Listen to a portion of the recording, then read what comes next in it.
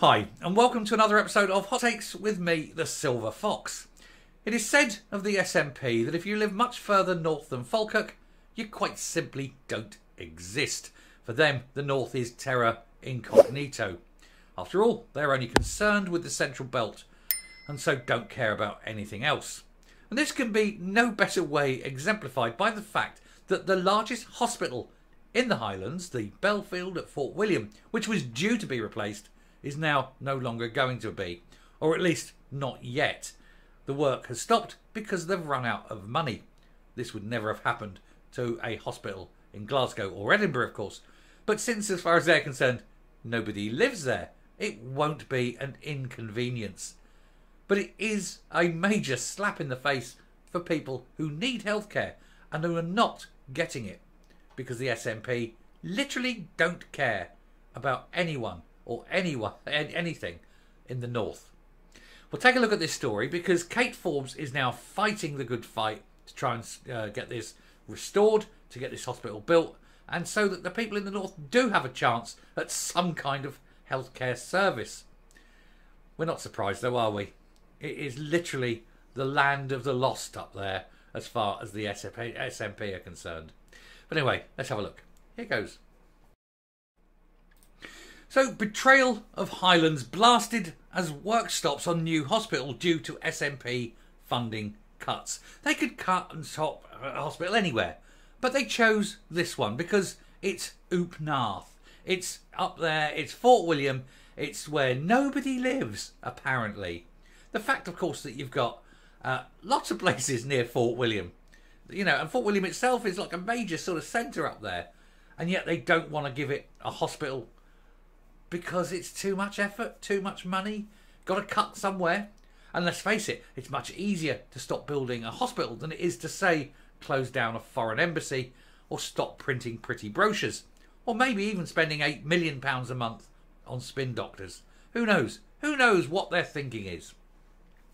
Anyway, Kate Forbes, leader of the SNP Backbench Rebels, is on the warpath again over a shovel-ready project to replace Scotland's busiest rural general hospital was put on hold. It's about to be started, and they said stop because they haven't got the money, because they've wasted it on everything else, on other things that people desperately need, like, you know, jobs for the boys in foreign countries. Who knows? A cash-strapped health board has said it's been told to stop work on a new Highland hospital promised to a community for more than 30 years. The replacement for the crumbling Belford Hospital in Fort William was due to be opened in 2028. Kate Forbes, the SNP MSP for Lochaber, Skye and Badenoch, said the frontrunner to replace Humza Yousaf, she is the frontrunner to replace Humza Yousaf as party leader, very, very soon, one suspects, said she's written to the NHS and the Scottish Government to ask for a meeting with ministers and health bosses. But of course they probably won't want to talk to her because it's too embarrassing for them. She'll ask questions and they won't have the answers. Because what can they say? They can lie, but she'll know they're lying. We all know they're lying. But they can't tell her the truth because she'll be right on the warpath again. Of course, the truth is they've wanked all the money away on foreign embassies and things like that. They've wanked this money away on things that people don't need. And if the truth is known, they're so embarrassed about it, which is why I'm surprised this has even come out. They haven't tried to hide it and cover it up. But then they're constantly in the need for money. They constantly waste money on stupid things. Millions upon millions on legal fees without ever releasing the legal advice they're given. So we know that always the legal advice is don't, you're going to lose.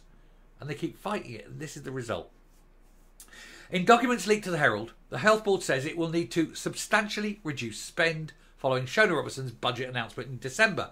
This is because, like everything else, they've cut real terms cut in spending on health in Scotland. The only department that got a real terms increase was independence.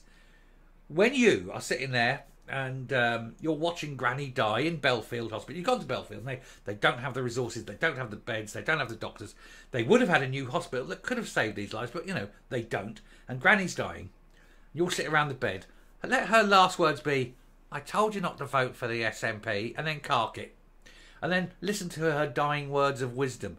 Because it will be the SNP that killed Granny.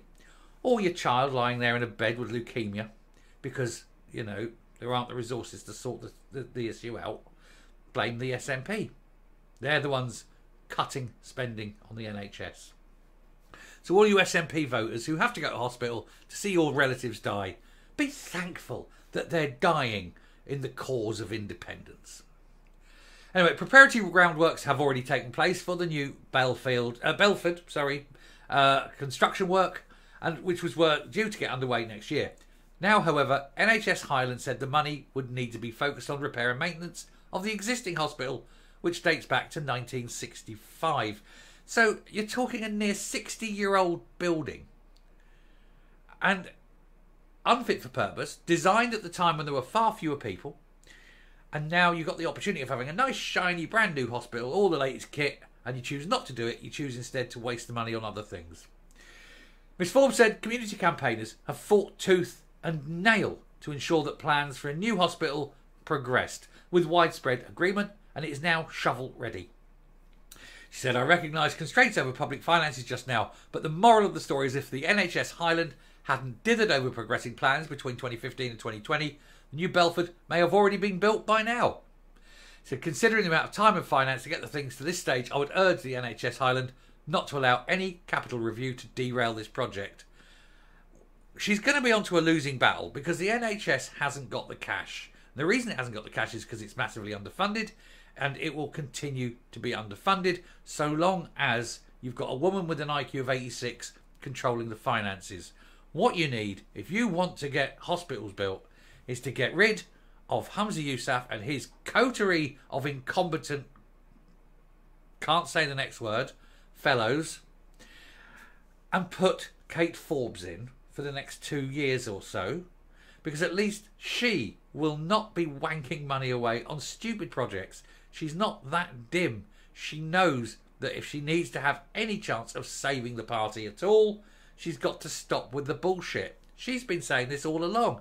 Her and Fergus have said all along the time for independence is not now. They need to draw back from it and get on with doing the day job. And I think she will.